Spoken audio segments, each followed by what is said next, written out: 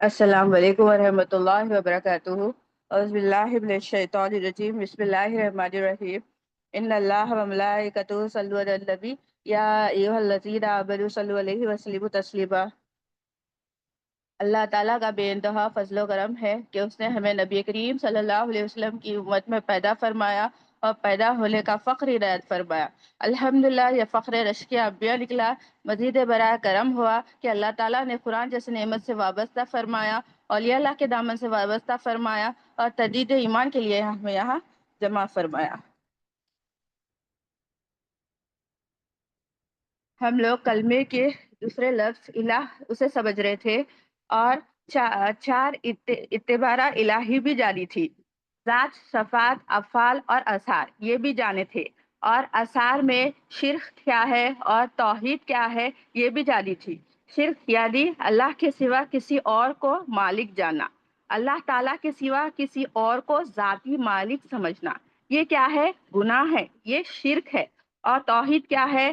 اللہ تعالیٰ کو ہی معبود جاننا، یہ ایمان لانا ہے، تو وہ جہنم سے بچ سکے گا۔ امانت کیا ہے؟ امانت یعنی اسے ہم ایک ٹائم پر لیتے ہیں جب ہمیں ضرورت ہوتی ہے، مگر اسے واپس کرنا پڑتا ہے، یہ ہے امانت۔ اور امانت یہ بھی ہے کہ ایک شخص کہیں جا رہا ہے تو دوسرے شخص کا اس کی کوئی چیز رکھتا ہے امانت کے طور پر، پھر وہ واپس آ کر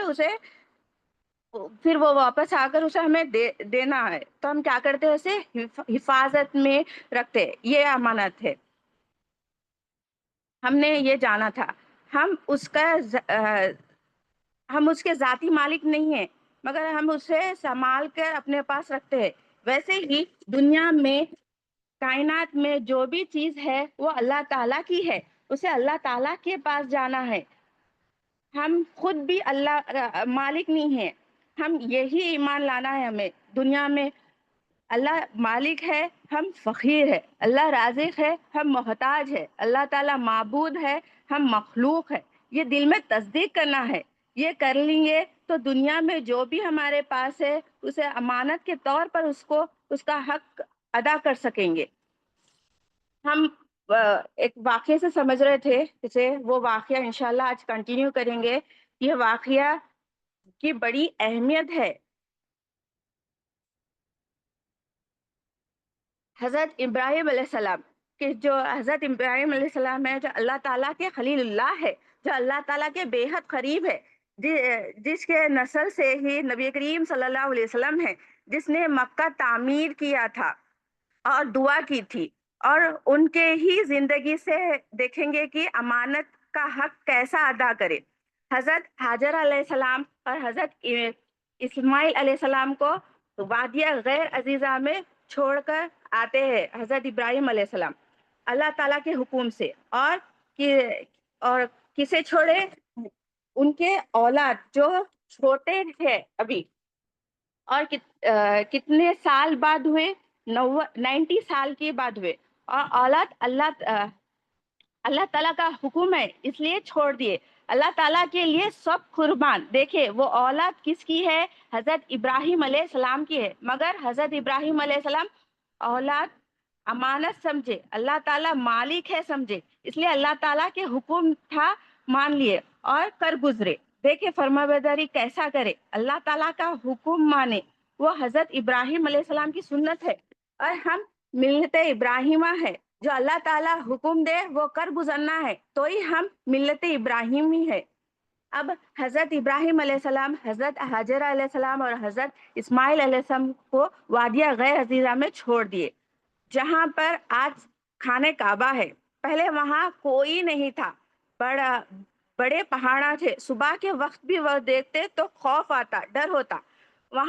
وہاں جھاڑا بھی نہیں تھے، کوئی زندگی ہی نہیں تھی وہاں پر چھوڑ کر آئے کون؟ حضرت ابراہیم علیہ السلام۔ حضرت ابراہیم علیہ السلام تہجد کے وقت اٹھ کر اور چھوڑ دیے۔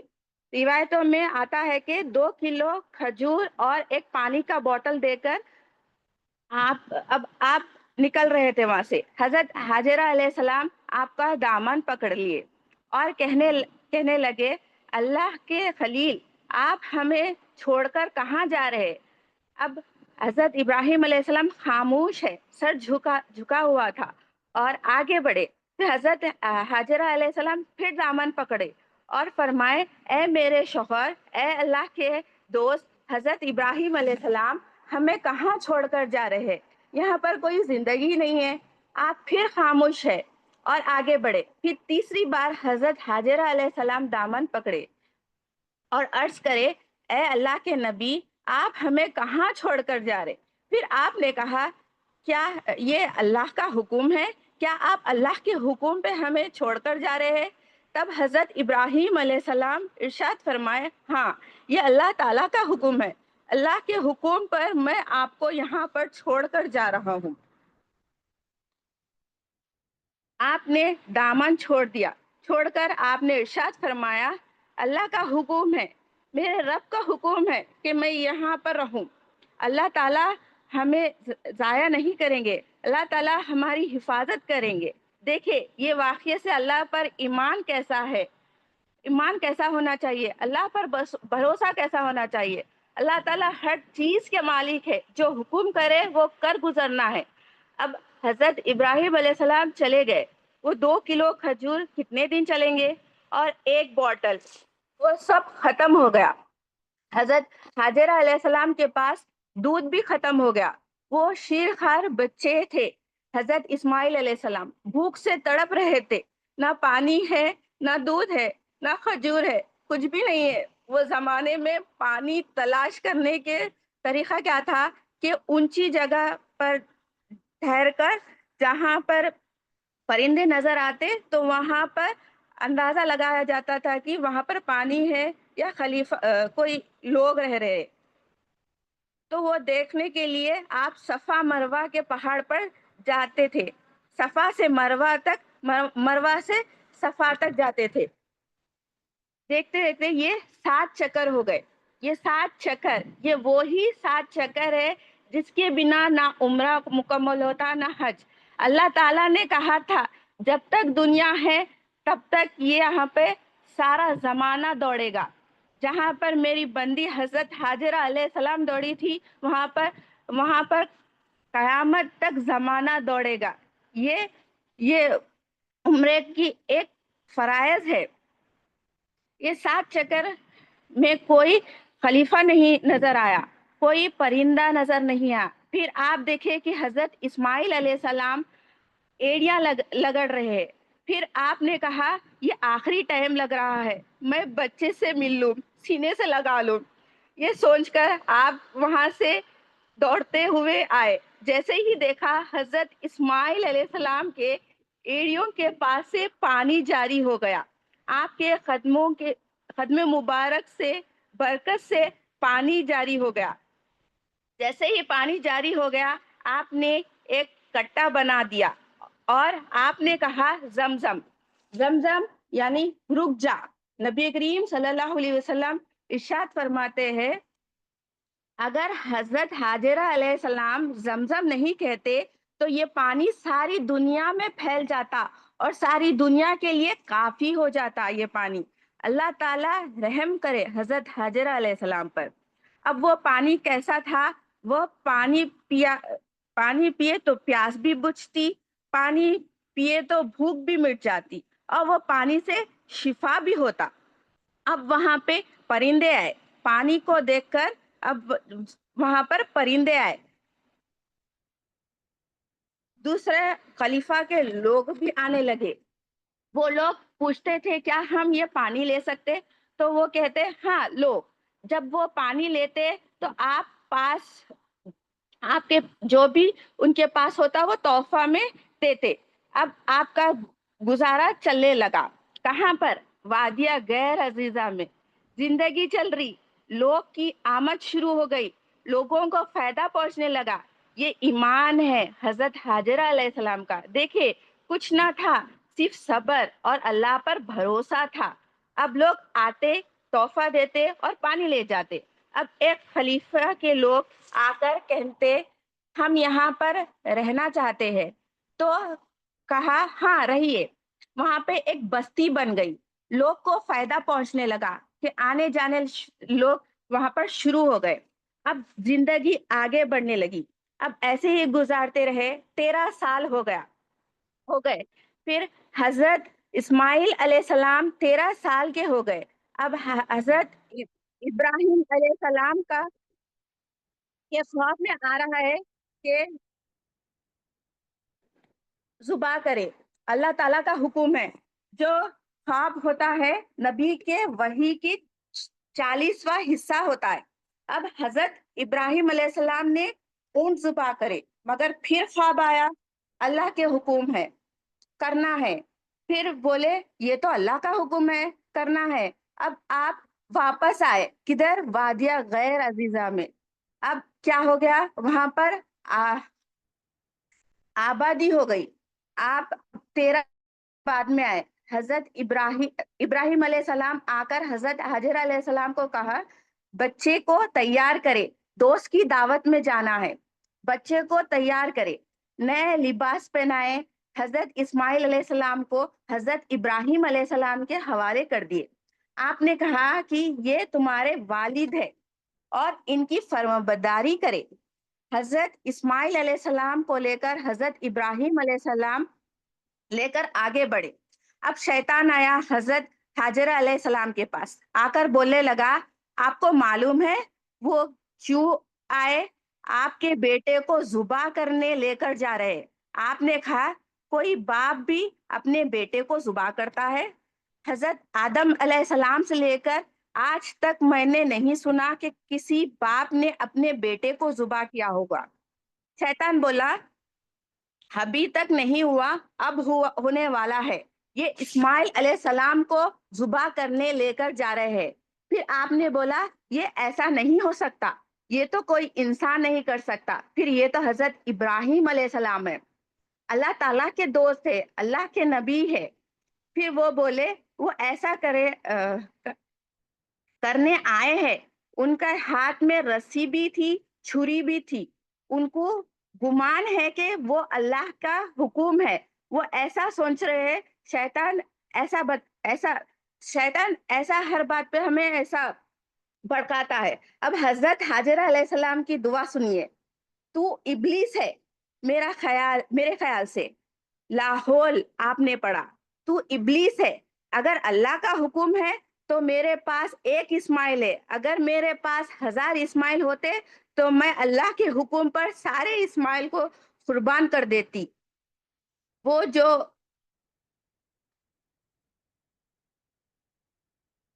جو کنکر مارتے ہیں حاجی، چھوٹے شیطان، مجلے شیطان، بڑے شیطان، وہ یہ ہے.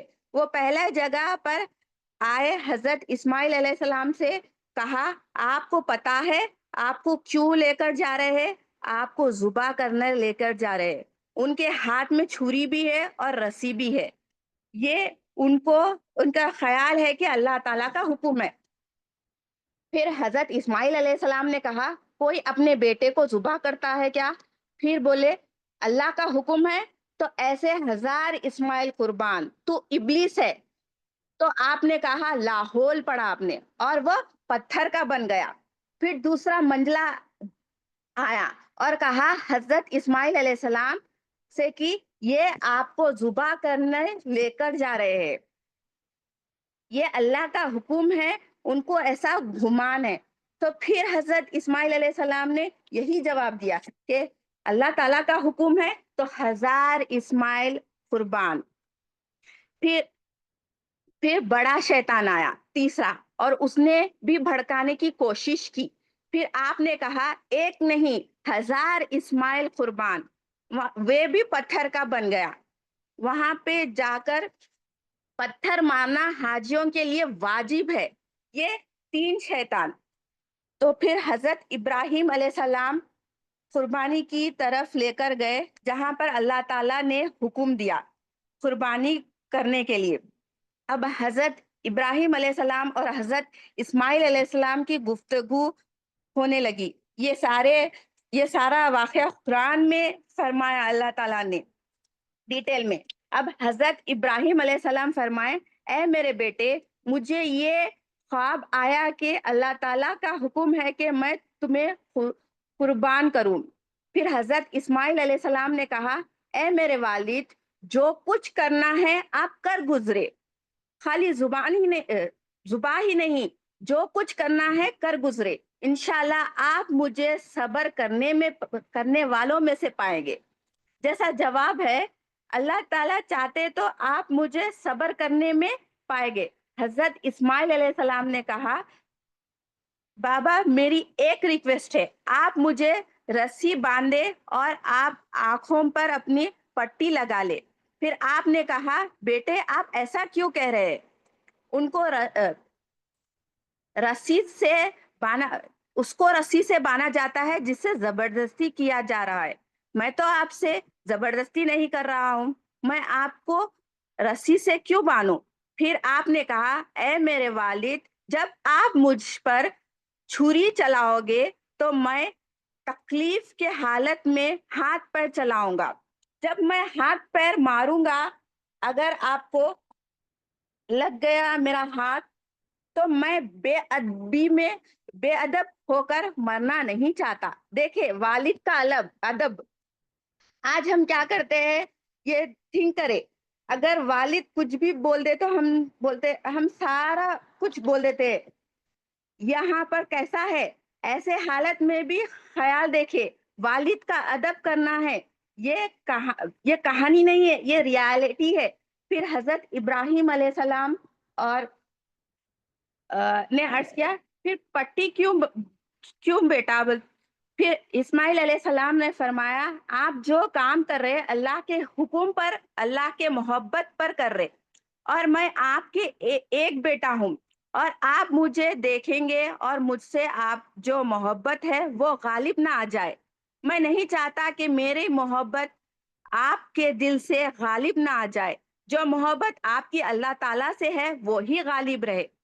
حضرت ابراہیم علیہ السلام نے رسی باندھی، پھر حضرت اسماعیل علیہ السلام نے کہا، ابا جی رسی کھول دو۔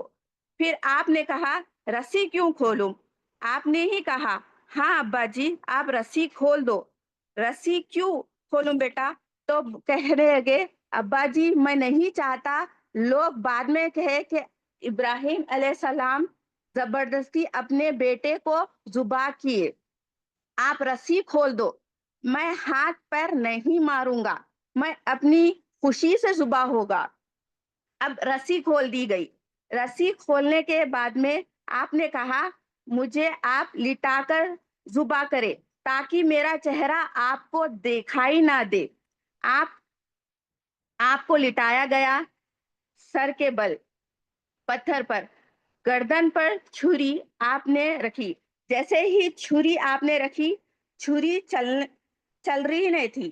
آپ کو غصہ آیا، چھری کیوں نہیں چل رہی؟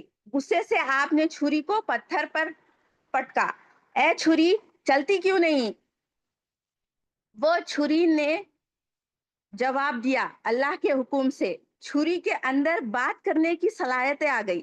اب چھری کہنے لگی، اے اللہ کے خلیل حضرت ابراہیم علیہ السلام، آپ مجھے ایک بار چلنے کے لیے کہتے ہو، میرے پروردگار 70 بار حکم دیتے ہیں کہ نہ چل، تو آپ نے کہا تیرا کام ہے کاٹنا، کاٹتی کیوں نہیں؟ تو چھری نے کہا، ابراہیم علیہ السلام آپ کا کام تھا جلنا، پھر آپ جلائے کیوں نہیں؟ دیکھیں ہم کیا کرتے ہیں، ہزار بہانے ڈھونڈتے ہیں کوئی کام نہیں کرنے کے لیے۔ دیکھیں حضرت ابراہیم علیہ السلام چھری کو تیز کرنے لگے پتھر پر، پھر آپ نے سر سے زور سے گردن پر مارا۔ جیسے ہی گردن پر زور سے مارے، خون نکلنا شروع ہو گیا۔ آپ نے کہا، اللہ نے میری قربانی قبول کر لی، میرا کام ہو گیا۔ جیسے ہی آپ پٹی نکالے تو وہاں پر دمبا تھا۔ حضرت اسماعیل علیہ السلام بازو ٹھہر کر مسکرانے لگے۔ آپ دیکھ کر پریشان ہو گئے اور کہا، اللہ اکبر۔ تو حضرت اسماعیل علیہ السلام نے کہا، لا الہ الا اللہ۔ پھر جبرائیل علیہ السلام بھی بازو تھے اور کہے، واللہ اکبر وللہ الحمد، یہ تسبیح بن گئی۔ پھر اللہ تعالیٰ نے وحی نازل فرمائی کہ آپ نے جو خواب دیکھا تھا اسے آپ نے سچ کر دکھایا۔ حضرت اسماعیل علیہ السلام کو جتنی آزمائش ہوئی اس پر کامیاب ہوئے. دیکھیں اللہ تعالیٰ پر بھروسہ اور جو حکم دیے وہ کرنا ہے, کوئی نقصان نہیں ہوگا. ہم یہاں کب کر سکیں گے؟ جب ہمارے دل میں ایمان ہوگا, اللہ تعالیٰ سے محبت ہوگی, اور اللہ تعالیٰ ہر چیز کے مالک ہے, الہ ہے, یہ ہوگا دل میں, تو ہم زندگی آسانی سے گزاریں گے.